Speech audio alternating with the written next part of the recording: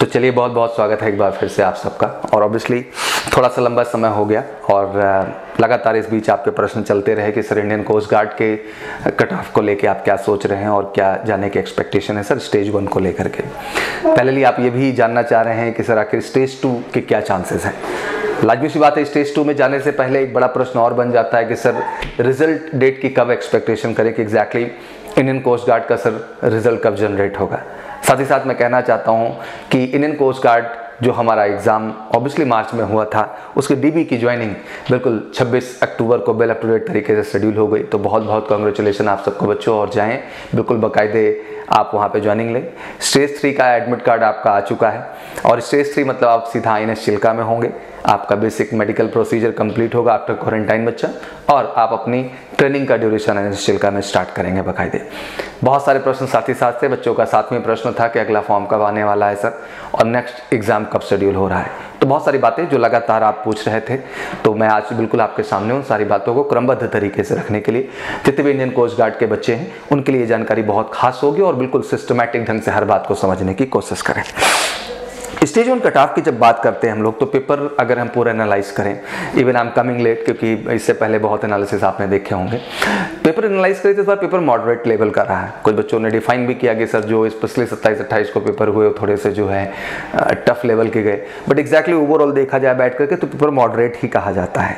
अब cut off का analysis सबसे पहले मैं एनालाइज करके बच्चों को स्पष्ट करना चाहूंगा कि आई नो कि बहुत सारे कट ऑफ के एनालिसिस आपके सामने आएंगे, लेकिन आप कई बातों को अच्छे ढंग से समझने की कोशिश करिएगा बच्चा, कि जब हम स्टेज 1 की कट ऑफ की बात करते हैं तो आखिर ये कितना मायने रखती है।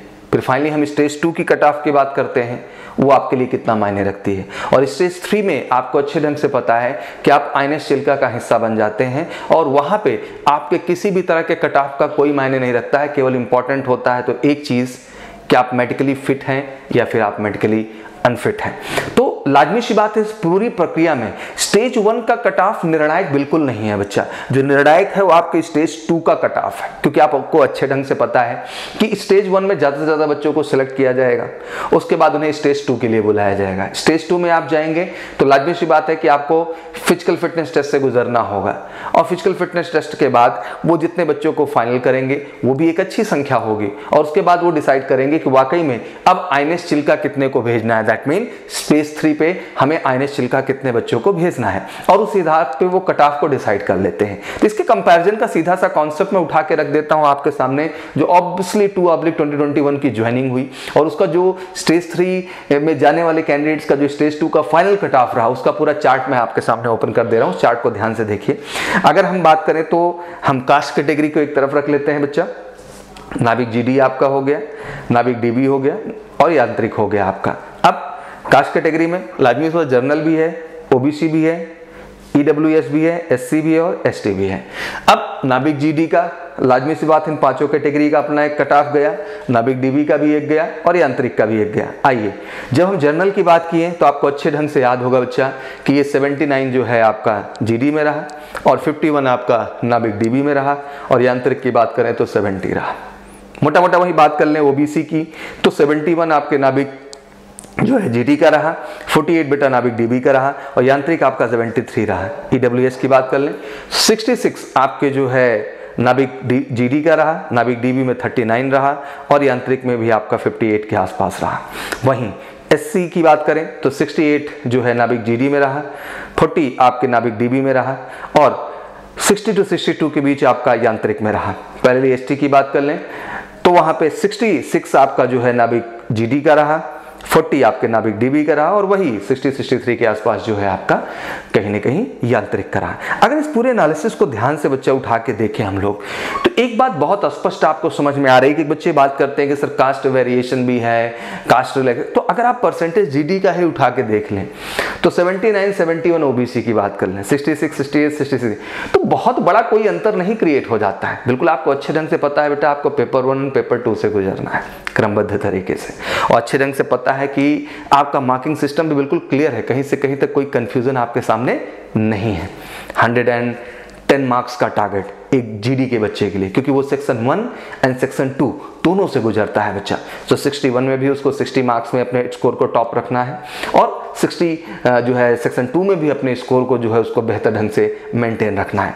अब 110 मार्क्स में अगर हम देखें 79 कट ऑफ लास्ट टाइम का रहा है, तो इस बार तो अलर्टनेस यार दुगने लेवल पे है, क्योंकि आपको पता है कि लास्ट टाइम पहली बार इंडियन कोस्ट गार्ड ने एग्जाम जो है इस फॉर्मेट पे बच्चे जाके किया, बट इस बार आपको पता है कि लोग बहुत अलर्ट हैं, खुद को प्रिपेयर कर रहे हैं अच्छे तरीके से और लाजमी सब बातें को बेहतर करने का प्रयास करेंगे ओवरऑल। तो लाजमी बात है कट ऑफ का यहाँ चांसेस ज्यादा बन जाता है। तो मैं मोटा मोटा समझा देना चाहता हूँ बेटा कि कट ऑफ का जो क्राइटेरिया है उसको किसी भी कीमत पे आप 80% से नीचे अपने ब्रेन में ना रखें। अगर वाकई में एक परफॉर्मर के तौर पे अपने आप को एस्टैब्लिश करना चाहते हैं, फाइनल मेरिट में आना चाहते हैं और फाइनली आप INS चिल्का में इंडियन कोस्ट गार्ड GD की, DB की और यांत्रिक की क्रमशः अपनी ट्रेनिंग को कंप्लीट करना चाहते हैं, तो बहुत ज़रूरी है बच्चा आपके लिए कि ये एक मार्का था जो मैंने आपके दिमाग में सेट कर दिया और प्लीज़ इसका स्क्रीनशॉट लेके रख लीजिए। कभी आपको कंफ्यूज नहीं होना होगा बेटा और किसी से जाके पूछने की आवश्यकता नहीं होगी कि कट ऑफ क्या लाना है। एक क्लैरिटी आपके सामने है बेटा कि ये स्टैंडर्ड है और इस बार स्टैंडर्ड अपग्रेड ही होगा, स्टैंडर्ड में गिरावट नहीं आएगी, इसलिए मैंने मोटा मोटा आपको सीधा 80% का आंकड़ा रखा। और आपको पता है ठीक है सेक्शन 1 का भी एक कट ऑफ जाता है और सेक्शन 2 का भी अपना एक कट ऑफ जाता है, बट ओवरऑल दोनों में ही 80 आपको मेंटेन करना है। तो अगर बेटा वहां 60 है, 80 मेंटेन करते हैं तो 45 से लेके 50 के बीच आपका स्कोर बन जाता है और वहां 50 में करते हैं बच्चा तो लाजमी सी बात है 80% तो अराउंड 40 आपका बन जाता है। तो लाजमी सी बात है कि आपका स्कोर जो होता है वो हमेशा 80 एबव रहता है और 80 एबव मतलब आप श्योर शॉट है, कोई इसमें क्वेश्चन मार्क नहीं है और आप किसी भी कैटेगरी से आते हो बेटा, it's not matter. I think competition equal है और जो योग्य है, जो काबिल है वही लीड करेगा और वही पोजीशन को तय करेगा। और चाहे वो नाविक DB वाले ही बच्चे क्यों ना हो, अगर आप देखें बेटा तो 51 का कट ऑफ गया, 60 मार्क्स में 51 आप कैलकुलेट तो बहुत अच्छा कर सकते हैं बेटा। आप समझ रहे हैं ना क्या जा रहा है स्कोर जनरल के लिए, आपको दिखाई नहीं दे रहा है कि 90% के आसपास ही स्कोर गया और बाकियों की भी बात उठा के रख लीजिए तो कोई ऐसा नहीं कि बहुत कम चला गया है। तो 80 to 90% का तो एक ग्राफ ही है जो आपको मेंटेन करके चलना है बच्चा, अगर वाकई में आप अपनी सीट को 100% वहां सिक्योर करना चाहते हैं। और ये मैं आंकड़ा इसलिए आपको स्पष्ट तौर पे दे दिया हूं बच्चा क्योंकि ऑब्वियसली आप पुनः फॉर्म भरेंगे, फिर से एग्जाम देंगे, आगे की प्रक्रिया में बढ़ेंगे बच्चा, तो इसलिए आपके लिए बच्चा बहुत जरूरी हो जाता है कि आप सच्चाई से रूबरू हों और अपनी तैयारी पे वेल फोकस तरीके से लग जाएं। और वेल फोकस इसलिए क्योंककि बच्चों का प्रश्न मेरे से फिर से लगातार नेक्स्ट आया था। जैसे आपको पता ही है बेटा जब हम लोग साइकिल की बात कर लेते हैं पूरा का पूरा, तो 2 बार शेड्यूल बना, 1 जून जो है जुलाई मंथ का एक शेड्यूल होता है फॉर्म आने का, प्रोसेस होने का, और एक जो हमारा पूरा का पूरा प्रोसीजर होता है बच्चा वो आप जानते ही हैं कि नवंबर और दिसंबर। तो बिल्कुल नवंबर लास्ट, दिसंबर फर्स्ट वीक में बिल्कुल आप जो है फटाफट फॉर्म फिर से पुनः अप्लाई करेंगे। क्रमशः एग्जाम आपको शेड्यूल पता ही है, बिल्कुल मार्च के आसपास आपका एग्जाम शेड्यूल होगा। तो बहुत ही निर्धारित समय, अगर आज से भी मैं कैलकुलेट करूँ तो 6 महीने एग्जैक्ट मिलने वाले हैं बेटा।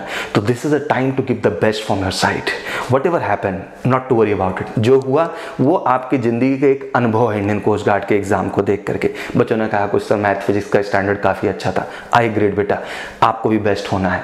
इंडिया में बेटा लिमिटेड सीट्स होती हैं, तो लाजमी सी बात है कि आप अपनी काबिलियत, अपने डेडिकेशन, अपने फोकस से बेहतर कर सकते हैं और इसे भी इतना हल्का लेने की आवश्यकता नहीं है। जिस तरह से स्थितियां अन्य एग्जाम में हो रही हैं, नेवी की ही बात कर लें तो दुखद है कहीं ना कहीं वहां। तो अगर एक सिस्टम सिस्टमैटिक ढंग से चल रहा है तो उसके लिए आपको बहुत ही सिस्टमैटिक ढंग से खुद को प्रिपेयर करना होगा बेटा।